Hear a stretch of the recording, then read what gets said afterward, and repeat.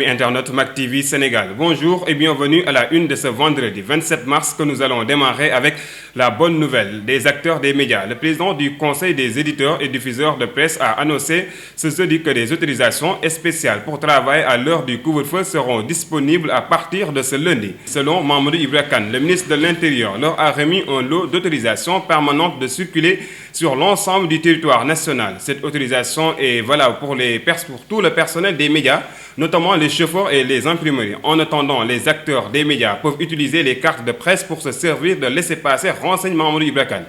Il est devenu nécessaire et urgent que les maires retrouvent leur mobilité, a déclaré Alioune Sall hier face à la presse.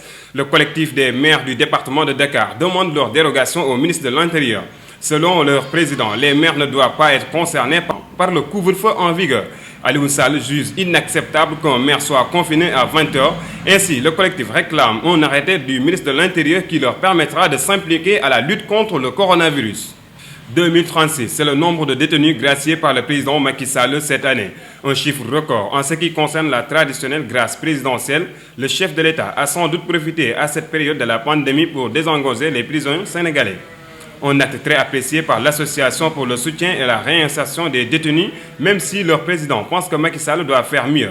Ibrahim Sall estime que le chef de l'État doit tenir compte de la vulnérabilité de certains prisonniers, notamment aux femmes et aux enfants, pour libérer le maximum possible.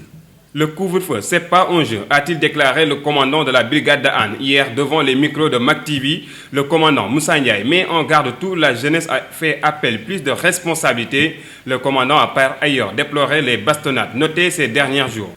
Dans le cadre de la lutte contre le Covid-19, la députée Fatou Diouf lance une campagne de distribution de matériel. La représentante de la commune de Hann Bel-Air à l'Assemblée nationale a fait hier une grande caravane de dons de matériel presque dans tous les quartiers de la commune de Hann Bel-Air. Masques, gel, lave-mains, eau de Javel. Fatou Diouf a tout mis pour que la pandémie ne se propage pas dans la commune de Hann Bel-Air.